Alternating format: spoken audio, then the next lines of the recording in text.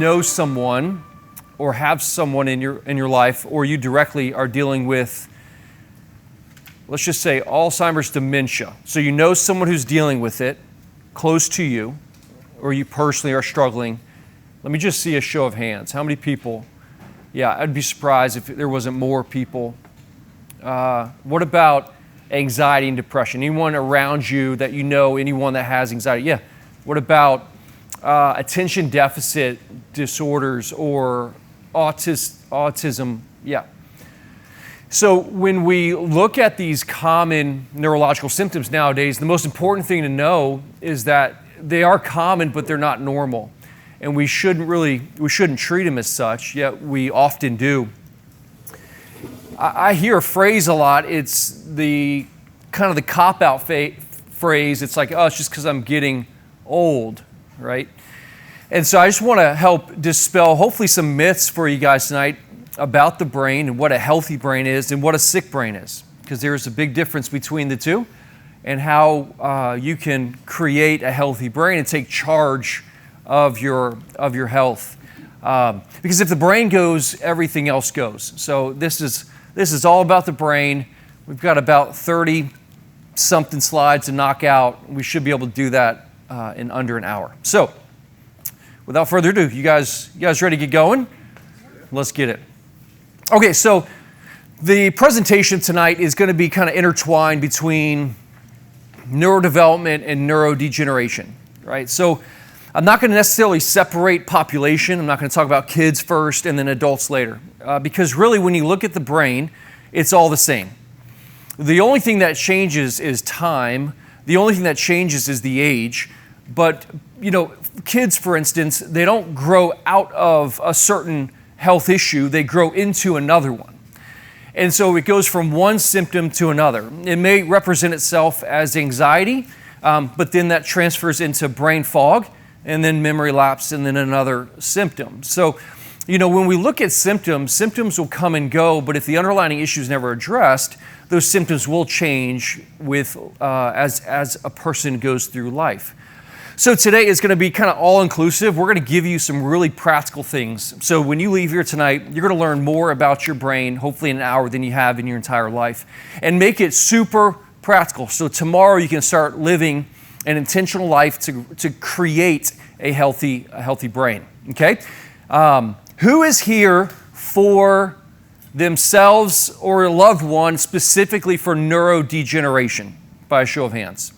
So that would be like Alzheimer's, dementia, prevention of cognitive decline. Put it up real high, just so I can get an idea. Okay, who's here tonight to talk more on the lines of like ADD, neurodevelopment disorder, by a show of hands? Put those up big. Okay, that just helps me frame out tonight so I can be a little more intentional with what we talk about tonight. But it seems like Alzheimer's dementia is definitely it's something that scares us. Is anyone fearful, even in a small degree, that they may one day have Alzheimer's or dementia? Yeah, absolutely. Tonight you won't be. Okay? I guarantee by tonight you will not be fearful of Alzheimer's dementia. You will have the desire to make change, and you'll know exactly the cause of neurodegeneration. So let's get into it.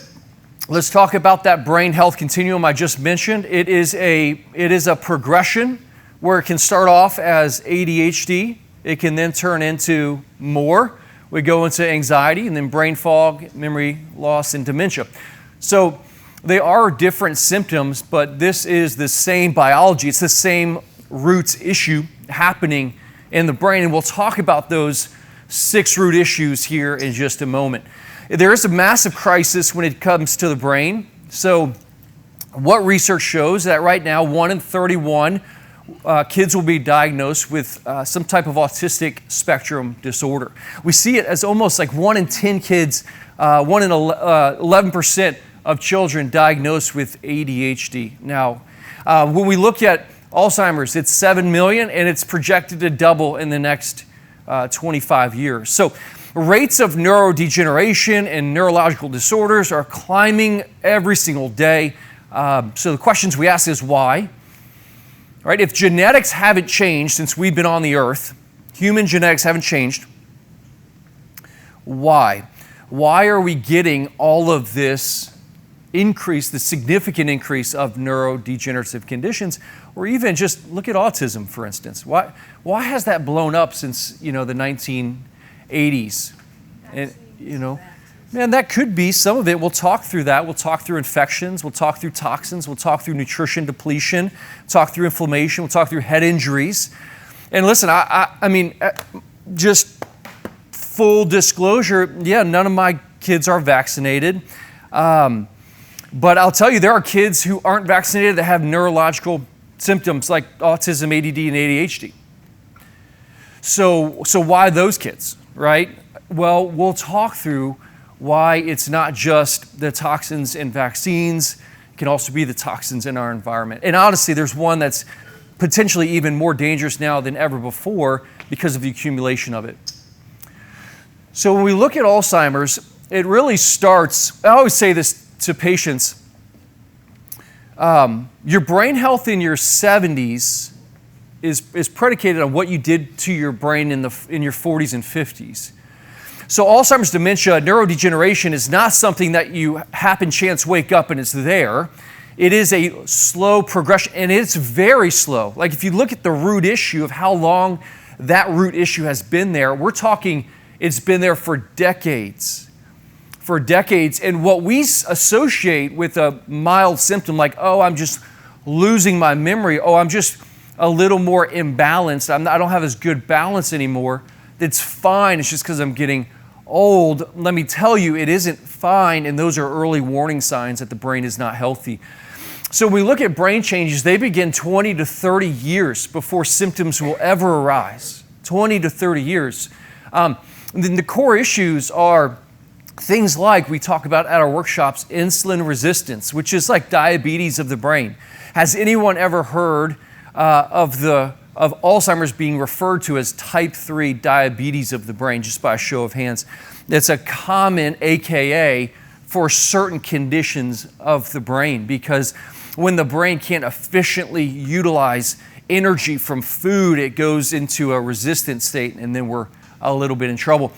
We see chronic inflammation. When we hear that, we say, yeah, well, that makes sense. But like, what is that? What is actually causing inflammation?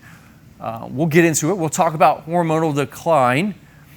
Back a couple, maybe 15, 20 years ago, it was like, hey, estrogen, a female shouldn't take it. It increases their risk of breast cancer, ovarian cancer, cervical cancer. They shouldn't be on estrogen. But then what do we know? Estrogen is neuroprotective. Estrogen is vital to a healthy brain as you age. The healthy estrogen will dictate a healthy brain and healthy bone. So we do need estrogen. So, well, do we take it as a patch, as a cream, as a pill? Maybe. And we'll talk through that. We see poor sleep. If you want to feel terrible, stay up and watch the World Cup until 11 o'clock, which I did, and then I'm usually in bed by 9, and I felt those 2 hours, right?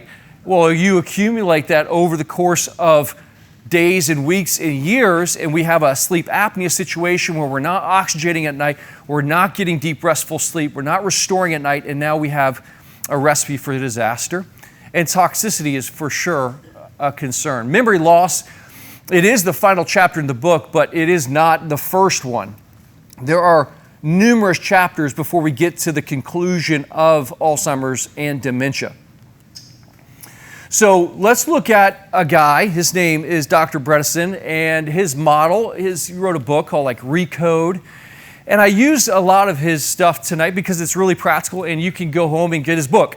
And I think it's great. So if you were to go and get that Recode book, and you can learn everything we're going to talk about tonight, but in more detail. So it's pretty well established in neurology that there are causative links to Alzheimer's, dementia, neurodegeneration, and neurodevelopment disorders. And he addresses these. And we have to understand that the brain is only responding to threats. And it's always asking the question, are we in a state of growth and healing and repair? or are we in a state of crisis? And that's the way the brain looks at the situation every day. Are we healing, or are we in a crisis mode? It's the same situation with heart disease, right? Has anyone ever heard, like, cholesterol is linked to heart disease, and if your LDL levels are really high, then we got to get your LDL levels as low as possible, and that's going to save your heart from having a heart attack. Yet the evidence actually points to that not being true. You can have normal cholesterol and have a heart attack. How? How can you have someone who's on a statin have just terrible cholesterol levels in the sense of being so low that their brain, which is primarily made of cholesterol and fat, 60% of it, is rotting, yet they still have a heart attack? Because LDL is a lipid, is a cholesterol molecule on the scene of a house that's on fire, like a fireman would be. If the house is on fire, you're going to see a fire truck. If the heart's on fire, you're going to see LDL cholesterol. And if the brain's on fire, you're going to see certain plaques and proteins that you're all familiar with or heard about, like beta amyloid plaques and tau proteins. Why are they there? Because the brain's in crisis. So is it like, hey, let's just get rid of as many tau proteins as we can through a medication, a shot, or infusion? Or should we address the underlying issues? It's the same conversation we're dealing with heart disease. Should we just get your cholesterol levels as low as possible and hope to pray that it doesn't result in a heart attack? No, that's not the solution at all. The fundamental issue in cardiovascular disease and what's killing people every day is an inflamed heart, is an inflamed cardiovascular system, is an inefficient energy system. And so the same things that we heal the heart or the brain with can be used for the heart. This all is practical for most systems of the body. So is it safe to grow, or are we in a threat? There are 6 pillars we're going to lay out tonight. There are 6 pillars that are really important to the foundation of building a healthy brain and therefore a healthy body. Remember, the brain drives every response, every action. In order for the heart to beat, the lungs to breathe, it's why I love being a chiropractor, is because if we can influence the way the brain talks to the body, we can virtually help any condition. It doesn't mean we're curing any condition, but we can help any condition. Why does an adjustment lower blood pressure? Why does an adjustment help kids with asthma? Why does an adjustment help babies poop when they're constipated? Because we're sending healthy signals from the brain to the body. So when we look at these 6 pillars, we're really talking about inflammation. How good is the brain's metabolism? What is the toxicity environment of the brain? What nutrient depletion do we have? Number 5, what are our hormones? And then number 6, are we training the brain? Neuroplasticity, are we training? You know, I think there's something that we lose as we age, and that's novelty, learning something new. Yet we know how important novelty is in helping anyone overcome Alzheimer's and dementia, which we have seen multiple times already this year. Early stage Alzheimer's dementia have already returned back to normal functioning brain by following our protocol, and one of them's in the audience tonight. We've seen incredible changes, and not just in Alzheimer's and dementia, not just vascular dementia. This is now your life, good luck. And then we see a cognitive score that's 10 years better than her age, where she failed it miserably the first time. And we're going to tell you how she did that, how people do that every single day. Let's talk about inflammation. Again, this is like a weird one, I think, because we hear about it so much. We hear about inflammation so much, but I just don't think we really understand what it is. Like, what is inflammation?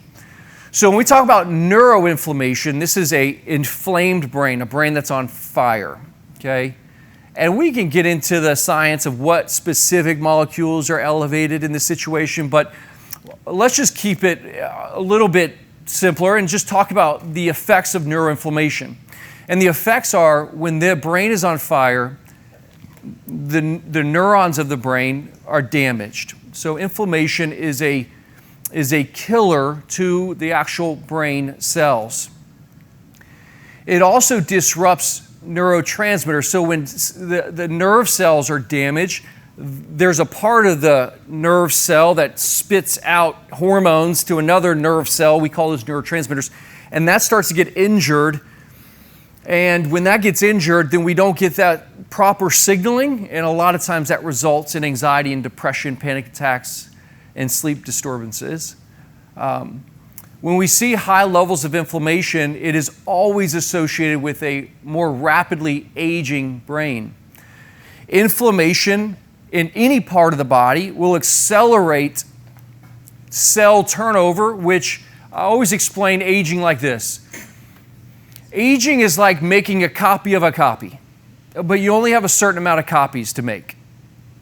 And so if you take a copy of a copy, is the 10th copy of the original copy, does it look the exact same and as clean and as precise as the first one? It's just a little bit cloudier. What about the 100th and what about the 1000th, right? Your life is spent off of a copy machine, and you are making copies every day of yourselves. The faster you are making copies, the faster you age. The more you take that copy machine, you slow down the production, the slower you age. That is aging. We are trying to slow down the copying process. How do we do that?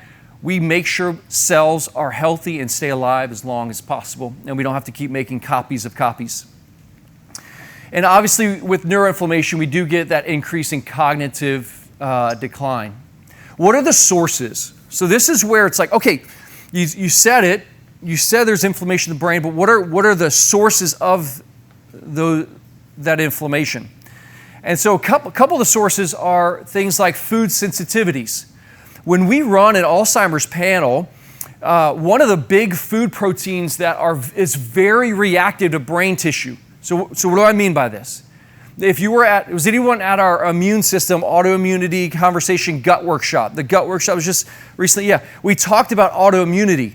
And what we talked about was how the immune system, when it gets confused, will react to food when it shouldn't, and then anything that's like that particular food protein. So there are certain proteins in the body that mimic dietary proteins. For instance, gluten. If you have a thyroid issue, you got to go gluten-free. Why? Because the immune system, when it reacts to gluten, cross-reacts with your thyroid cells. Casein, dairy. When your immune system has a dairy sensitivity, not an allergy, a sensitivity, it'll cross-react with brain tissue. So, if you have a dairy reaction, your immune system simultaneously is attacking your brain. And it's one of the things that we look at when it comes to certain food reactions. Gluten is another one. When you remove gluten from a kid's brain that's reacting to it, it's like you turn the lights on. Just their life is changed. Now, things like sugar is different. Food dyes, those are more stimulants. You know, we're talking about more cross-reactivity with immune system causing inflammation. So food sensitivities, gut dysfunction. There are certain bacteria that when your immune system reacts to, it reacts to your brain. Another example is strep. So there's a condition in kids and adults called PANDAS or ANDAS, and this condition is associated with erratic behavior. Kid is completely normal and then goes nearly schizophrenic. At 5, 6, 7 years old, has panic attacks, has anxiety for no reason. Why would a 10-year-old have anxiety for no reason? Well, because the winter they had 6 strep infections that were never dealt with, and one day they wake up and that immune system flipped. From attacking strep, it then turned into it started attacking the brain. That chronic brain attack is called neuroinflammation that then drove that little boy's anxiety or panic attacks or schizophrenia. And we see it undiagnosed all the time. Many of you were actually, in this audience, many of you as a kid had anxiety with no known origin. At 12 years old, had anxiety. At 15, started having anxiety. And there was infections that were never dealt with. There was hormone imbalances that were never dealt with. And you just kind of willed your way through it, maybe through meds or maybe through another means. But you still are battling that anxiety to some degree, but now it's turning into other symptoms. Memory loss, cognitive decline, whatever those symptoms may be. It's important to understand that the brain, just because it was anxiety at 12, right, doesn't mean if the anxiety's gone, the root cause or the issue is gone. We see autoimmunity. We just mentioned that's that cross-reactivity. When your immune system's attacking a bug that shouldn't be there, or a food protein that shouldn't be there, it then cross-reacts with your own brain tissue. Chronic infections. These are mainly mold and Lyme. The big two, I would say, are mold and Lyme. If you were to give me, hey, what are the big two causes of neurological inflammation that a lot of patients would never know that they had it, it's mold and Lyme. Those two organisms are brutal. Traumatic brain injuries and concussions. This is significant. More significant than I think people give evidence to. I think we've seen a lot of good come out of the NFL with awareness of head injuries. But people are dealing with head injuries and the symptoms sometimes years later from those head injuries. Why? Because when you have a head injury, it's an insult, an injury to the brain. And if there's already underlying triggers there, maybe there's strep there, maybe there's food reactions there, maybe there's something else there, then that concussion creates an event and puts the brain into a very severe fight or flight and a severe form of neurological inflammation. When we see this at the end level, we call it microglial activation, and that's just a fancy term for the immune system is now, because of that concussion, attacking the brain. Poor sleep and chronic stress are all sources of neurological inflammation. So how do we reduce it? So there's the source. Let's go practical. How do we immediately start seeing changes in the inflammation of our brain? Okay? So nutrition matters, food matters. And there's levels to which you need to be serious about your nutrition. If you're in any state of cognitive decline, I would highly encourage, at minimum, a paleo diet with carbohydrate restriction. And we'll talk about carb restriction here in a second, or a ketogenic diet. But if you want to heal a brain, you use food to do it. And the best foods are high quality fats, high quality protein, and low carbohydrates. Why? Because we're trying to change the metabolism of the brain. When we look at whole food nutrition, just think of it as it says, whole food nutrition. So there should be vegetables, fruits, protein, so fish, wild-caught fish, grass-fed beef, free-range birds. Should be eggs. Should be diverse. Omega-3 fatty acids. So fish oil is a fantastic way to reduce neurological inflammation, specifically a type of fat called DHA. So if you entered the raffle tonight for supplements, one of the supplements we're giving away is a very high potency DHA. It's like 1,200 milligrams of DHA, which is a very strong dose to immediately start reducing neurological inflammation and helping heal brain tissue. Literally like the brain tissue, the sheaths around all the nerves is made up of fat, and it's made up of another substance called choline, which is from eggs. So when you eat an egg yolk specifically, you're getting choline and you're getting fat, omega-3 fatty acids, and those two are just a power-packed nutrient for the brain. Sleep is so important to healing the brain and reducing inflammation. And I'm not just talking about sleep. Like, I'm not just saying, hey, go to sleep at 9 and wake up at 5 or 6. What I'm saying is, what does your sleep architecture look like? Like, how well are you sleeping? So, there's a lot of devices, Oura Rings, I've got a Whoop. There's ways to test that. But when you look at your sleep, you need to make sure you're going into deep sleep, regenerative, restorative sleep. You're coming out, you're going back in, you're coming out and going back in. Staying asleep the whole night, and that you're oxygenating properly. Like my phone will tell me, for a couple $100 for a ring that you wear, it'll tell you everything about your sleep. Tell you how many times you woke up, even when you didn't think you woke up. Tell you how well you stopped, or how many times you stopped breathing, and how well you oxygenated. Give you a percentage. Like you oxygenated at 99% last night. Great. Hey, your oxygen was low. Why? Because of potential sleep apnea. What do we do there? Well, you talk to us, we'll help you. Bethany is here. She's incredible with airway disorder. She'll help you. But sleep optimization is not just I get more sleep. It's really about sleep architecture. And nowadays, I think we have so much technology, sometimes we don't know what to do with it. But if there's one that I would give to you and say, hey, I think this is well worth your birthday present or Christmas present or something special, it would be an Oura Ring or a Whoop. It just depends on which one you desire more. But some type of wearable technology to look at your sleep, look at how well you rested and recovered. Exercise. Gosh, there's incredible benefit to training. And really not when you train, because that has a benefit, oxygenation, blood flow. It's actually after you train. Because of the injury you provided to the body due to training, you're breaking down tissue.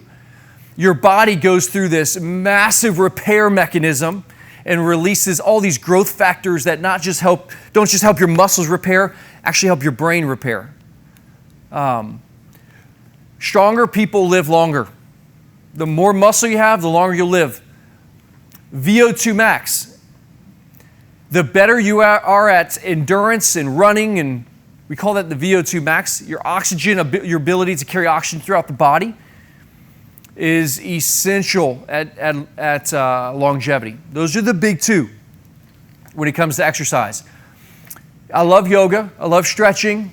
I love Pilates. But we got to work. We got to build muscle, and we got to get our heart rate up.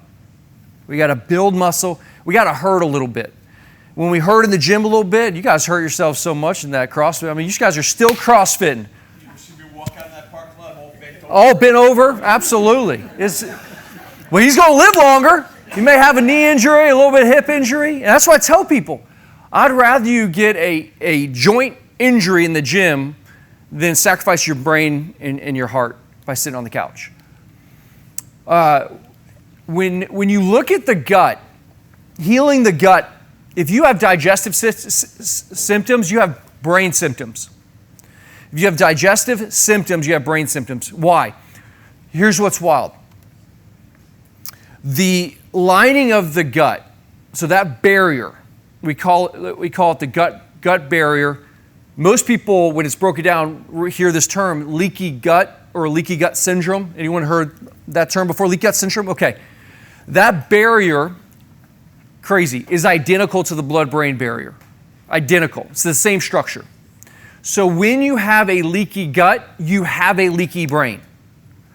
When you have a leaky gut, you have a leaky brain.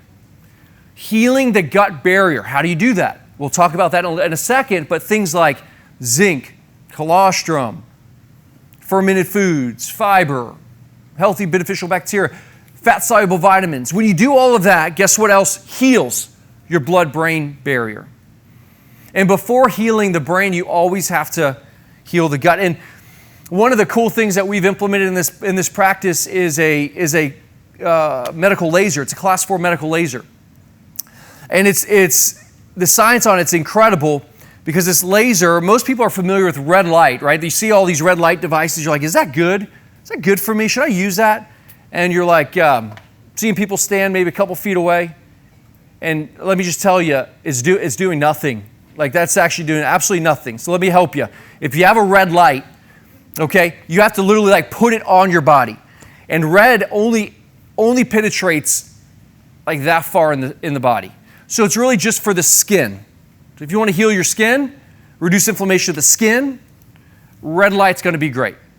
But to get deeper into muscle and then even go past the skull, which is bone, into the brain, you have to use a laser for that. And obviously you can't get one, so you have to go to a practitioner to get one. But one of like our core treatment model, when any kid comes in with an attention deficit disorder, autistic spectrum disorder, anxiety, depression, concussions, Alzheimer's, dementia, any neurological condition, we get them adjusted to provide sensory input to the brain. We change their nutrition, and we laser that brain. We laser that brain, and it's going to provide it with all of this high-frequency light therapy that makes the brain come alive. It's incredible. You see better oxygenation of the brain, better blood flow to the brain, better usage of energy, repair nerve cells. I mean, and I can go on and on. So that's more of like a, hey, this is a cool thing, and we use it. So that's inflammation. If you were to walk away, think about one thing you want to do today to improve inflammation. Just one thing. Maybe that's exercise. Maybe that's, hey, I want to start taking in more fish oil. Maybe that's changing my nutrition. But let's think about one thing. All right, number 2. Let's talk about metabolism. The brain uses 20% of the body's energy. The weight of the brain is not very much, but yet it uses 1/5 of the brain's energy. So what you're eating is literally, the brain is utilizing most of that energy. So the proteins, fats, and carbs that you're eating is fueling the brain. What you're eating is fueling the brain. This is the core issue in most unhealthy diseased brains, is we see insulin resistance. Insulin resistance. What does that mean? It means your brain's diabetic, in essence. Your nerve cells, which require so much energy, literally can't take a carbohydrate from an apple and utilize it efficiently. So we see this high level of sugar in the brain. And we see all this sugar circulating the brain. This is creating significant damage. So what does the brain use instead of sugar? I just said it, fat. Fat is the primary source of fuel that the brain wants to use. And it's like the cleanest energy for the brain. When we are trying to heal the brain, we are removing carbohydrates. Not because I'm mean, and not because carbs are bad, because they're not. If you're training hard and you've got a great, robust metabolism and you're fasting, all that, carbs are a fantastic fuel. Carbs are necessary for gut health, for brain health, for serotonin, but not when the brain's unhealthy. So what do? We go through a strict season of keto or significant carbohydrate restriction, significant carbohydrate drops, so that we can get the brain utilizing fat for its primary source of energy, and then we can actually reverse insulin resistance of the brain. We can regain insulin sensitivity over time. So is keto forever? No. But it is for a short term when we're really trying to make an impact. So should you do keto? I've got a healthy brain. I really don't have any neurological symptoms. I'm just here to learn. Should you do keto? Maybe. Maybe try it for 30 days. But what would you recommend? I would recommend just probably, like I talked about before, whole food nutrition. Making sure when you eat carbohydrates, they're high fiber-based carbohydrates, right? Vegetables are high fiber carbohydrates. White rice is a high fiber carbohydrate. Fruits are high fiber carbohydrates. Those are the sources of carbs that we should be consuming. Insulin resistance leads to brain fog, poor memory, reduced learning, and neurodegeneration. So how do we build a healthy metabolism in the brain? Like, how does the brain switch that insulin resistance system? And you do strength training. Strength training directly improves insulin sensitivity. Walking every day. In particular, this could be transformational for you tonight because it provides stimulation, oxygenation, blood flow, and metabolic flexibility. After a meal, walk 10 to 15 minutes after a meal. It'll improve your digestion. It'll improve your clarity, your mental energy, your clarity. And it'll improve your body composition. If you're trying to lose these stubborn 10 pounds, you can't lose them, walk after a meal. This is a great way to drive insulin sensitivity, is walking after a meal, just 10 minutes. Focus on protein. Protein is so essential, and we're so deficient in it. Perspective is this: you need probably 0.6 to 0.8 grams of protein at minimum per pound of body weight. So if you weigh 100 pounds, you need 60 grams of protein a day. Kids, how many kids weigh 100 pounds and don't eat more than 20 grams of protein a day? I've got 4. I've got one kid who's really tall. I've got one girl who's really small. Her sister is 2 years younger and about the same height. And guess who doesn't eat protein? She's like, it's like force feeding her. She just doesn't eat that much. Like, sweet, that's how you grow. Okay, I want to grow. Eat more protein. Perfect. It's hard. It's hard. Protein is exhausting eating it. You ever try to eat 150 grams of protein coming from, it's hard. It's a lot of eggs. It's a lot of ground beef. But protein does so much. Every neurotransmitter of the brain needs amino acids from protein. All the growth factors need amino acids from protein. Protein stabilizes your blood sugar. So eating your protein first in a meal with your fiber and then carbs at the end is a great way to balance your nutrition. Blood sugar control, this is what we talked about. Here's another just kind of secret for you. If you're trying to improve blood sugar, let me give you a little recipe. It's eat 3 meals a day, no snacking. Wait about 3 to 4 hours between each meal until dinner, and breakfast, wait at least 8 hours. So eat your breakfast at 8 a.m. Eat your lunch at 12 to 1 o'clock. Eat your dinner at 5 to 6 o'clock. If you ate at 6 o'clock, don't eat your next day breakfast till, obviously, wake up 4 if you want to. But you know what I'm saying. We're waiting at least 8 hours between dinner and next breakfast. 4, 4, 8. And what that does is it forces your body, because if you're constantly feeding, snacking, okay, you're constantly spiking insulin, and you're creating dysregulated blood sugar. Now, if you want to bodybuild and get strong and grow a bunch of muscle, and you got a robust, resilient metabolism, you're going to eat 5, 6 meals a day because you're just making growth factors and insulin growth hormone, right? Just making it but that's not where longevity is.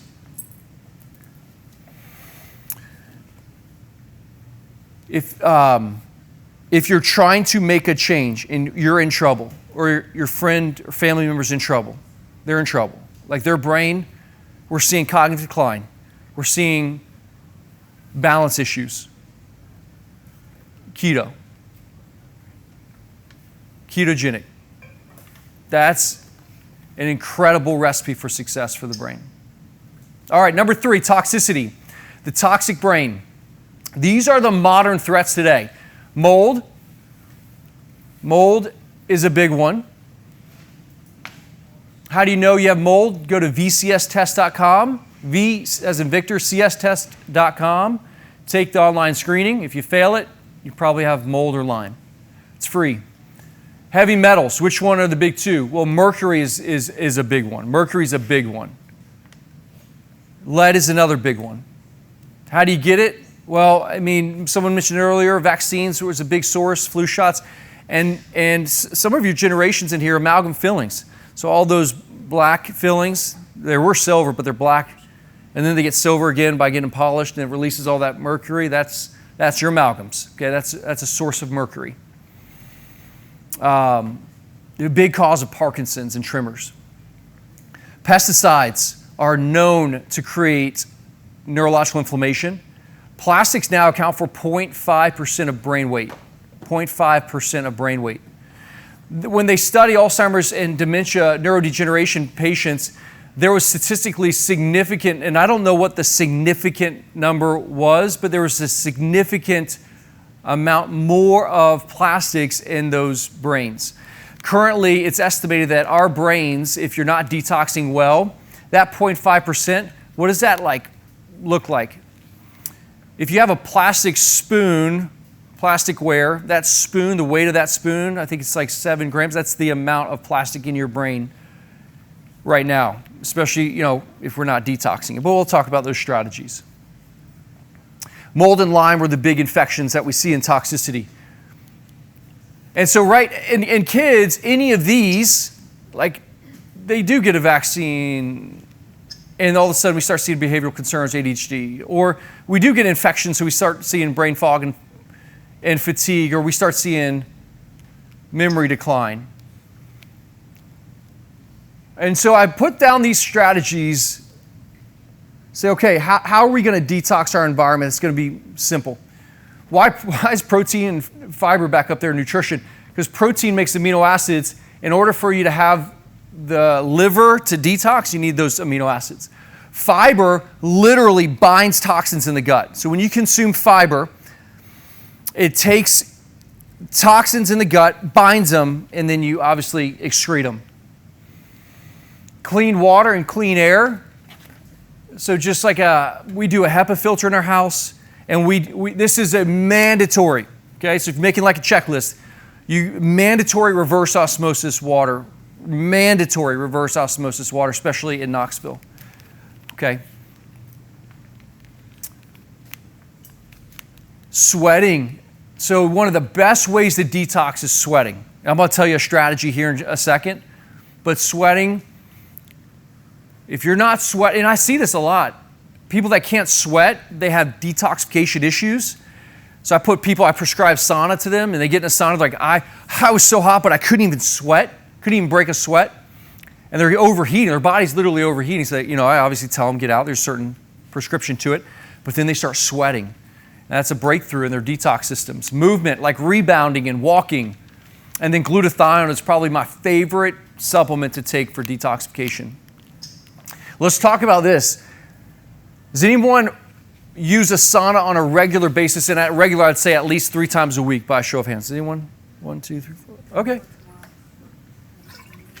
Once is doing nothing. Twice is doing nothing. You have to do at minimum 3 times a week. So what does sauna do? Because if you were to have the Oura Ring and infrared sauna, it would change your health. Okay, so the sauna is one of the most powerful lifestyle tools for healthy brain aging. It increases blood flow to the brain when you're in there. It reduces inflammation. We see it activates cellular repair pathways. We call that BDNF, or brain-derived neurotrophic factors. It supports memory cognition associated with lower dementia risk the more you use it.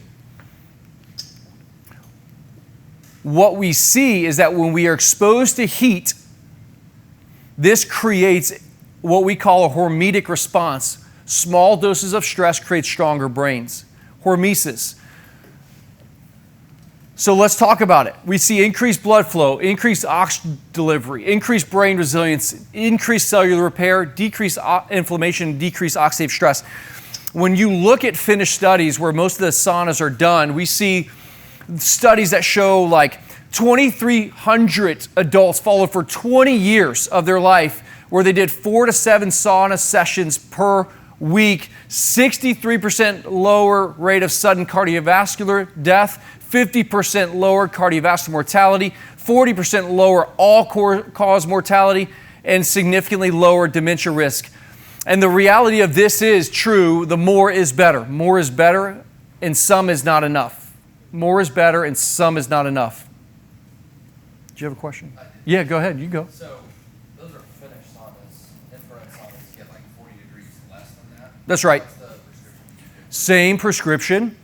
So the difference, and honestly, what we see with research is infrared, your greatest body absorption of infrared is, we were talking about the difference between heat and infrared, okay? Traditional heat sauna and infrared. So I've had both.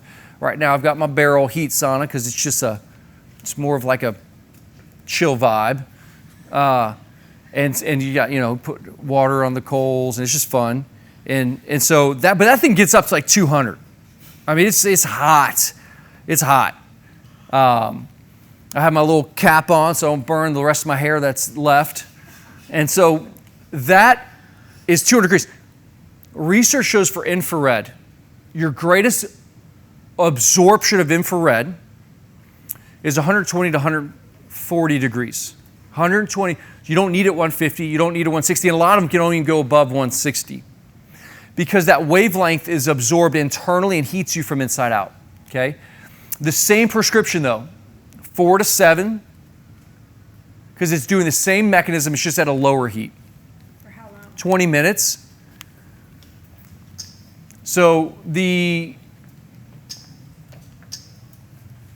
Frequency of 4 to 7, 15 to 20 minutes at 170, 190. That's finish. That's heat sauna. This would be more like 120 to 140 in infrared. If you're not used to that, like if that's not you, then we're going 2 to 3 days a week, 10 to 15 minutes max. And make sure you're doing like a high quality electrolyte, like the Element, slamming that while you're in it. Okay, you got to get that sodium repletion. This is, I believe, a game changer for all-cause mortality. Most of us aren't doing it enough. We're here, and we need to be here. So it is hard to get here, but if you were to get here, then you're effectively treating disease. Is that the same for kids? Oh, it depends on age. Okay. We can talk after. Pillar number 4, So like nutrients. Portable sauna? Yeah. Like wet style sauna? Uh-huh. Would be okay, or Probably have, like steam sauna versus dry sauna? it'd have to be, it's going to be temperature dependent. So I don't know. I haven't looked into it enough in terms of a steam sauna. It's more temperature dependent, unless it's infrared, which penetrates deeper. Different system. Time of day matter? No, but you don't want to heat up before bed because then you don't sleep as well. You want to be as cold as you can before bed. Take a cold shower after. Okay, pillar number 4, nutrients, the starving brain. The brain is nutrient dependent, and every thought requires nutrients. What are the big brain nutrients? These are the big ones. These need to be tested. These need to be tested every year in your labs. If these aren't being tested, your doctor's doing a disservice. These need to be tested. What needs to be tested? DHA, we know what that is. It's omega-3 fatty acid. Choline, magnesium, vitamin D, B12, iron, and zinc. Iron mainly because of anemia and why the brain needs oxygen and energy. Kids, especially women, females that are starting menstruation, if they're anemic, their brain is starving, okay? So how do we get these like all those nutrients, how do we get them? We get them through our food, ideally. A little depleted, but ideally. Wild-caught salmon, wild-caught fish is one of my favorites. Pasture-raised eggs, grass-fed beef, tons of just potency in grass. How much grass-fed beef do you eat, Dr. Barrett? I eat grass-fed beef every day, and usually twice a day. The lunch I had steak, and I'll probably eat some type of ground beef tonight. I eat probably about a pound of red meat a day. And you're like, oh, that causes cardiovascular disease. That was a myth. That is a myth and a lie, and I'm so sorry that was told to you. Now, there's beef liver. I don't like it. I don't like it. You ever have it? It's not good. It's not good. It's not good at all. So capsules are a better option. Beef liver capsules. Oysters. Oysters are a great source of healthy fats and also tons of minerals, sea minerals. Avocados, blueberries are like my favorite fruit. Spinach and pumpkin seeds. Pumpkin seeds because it's full of minerals like zinc. Hormones. Hormones play a role. This is pillar number 5. Balance your hormones. If your hormones aren't balanced, it's an issue. And really the story here is this.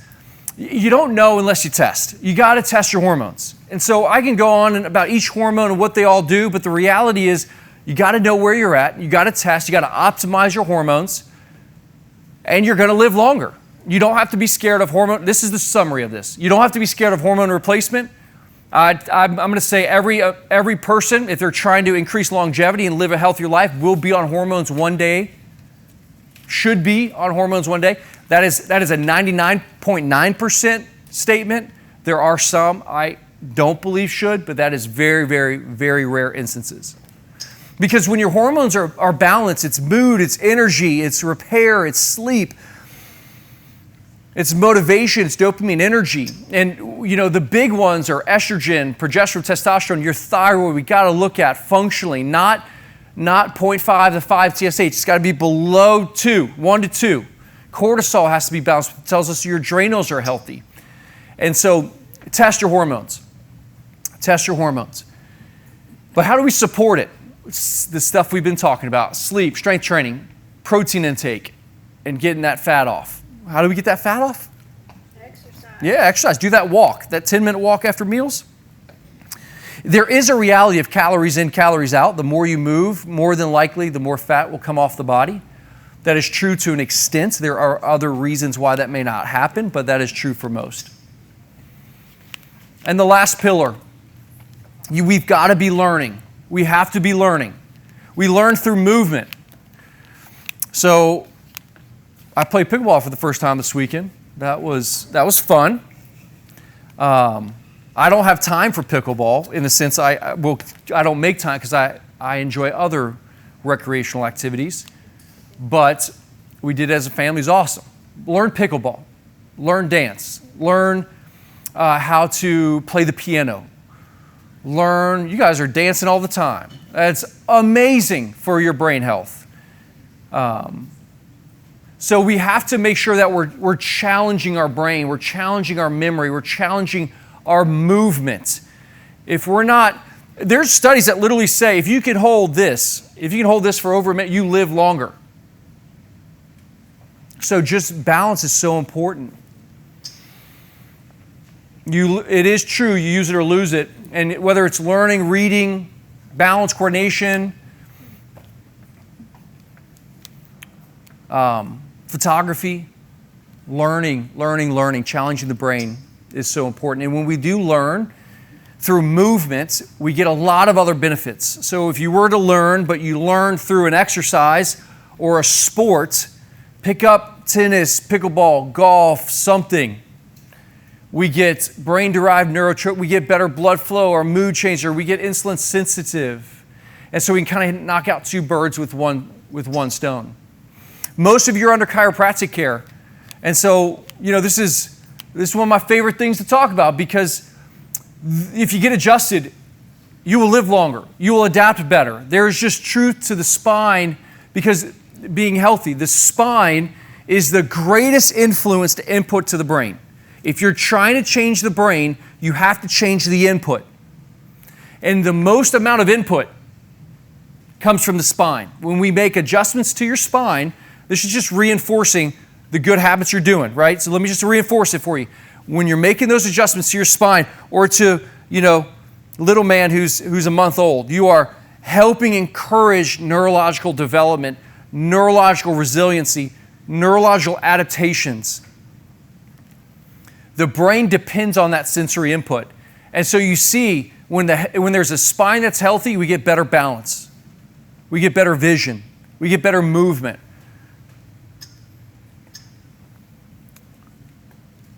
We talked about that laser. So if you're saying, hey, there's a patient struggling, we really need to help them, what do? Change the nutrition, get them moving, get them adjusted, and we put that laser on that head. And we're going to see some awesome changes.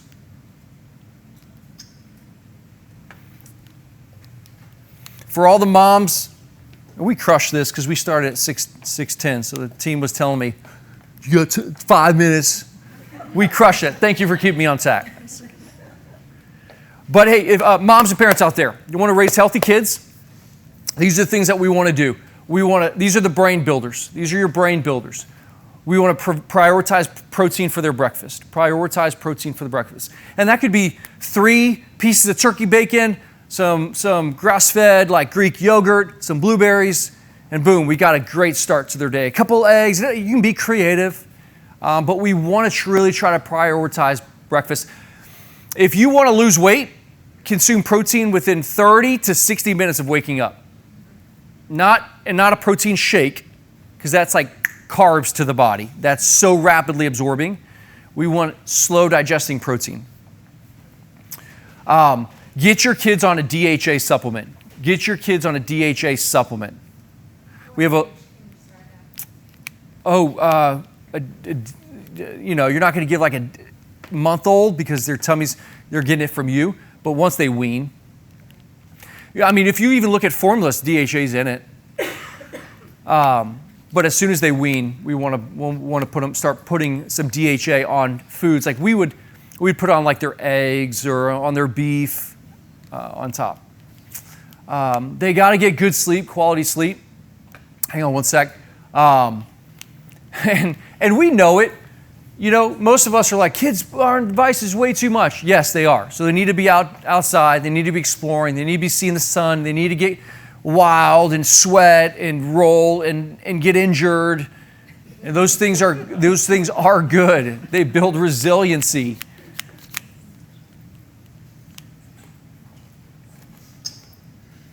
How do we protect our brain? So that's raising brains. How do we protect it? And this is where probably a lot of people are. How do we protect it? We build muscle. You build it as much as you can in your 30s and 40s because it's going to be harder in your 50s and 60s, okay? So build it. Build that muscle.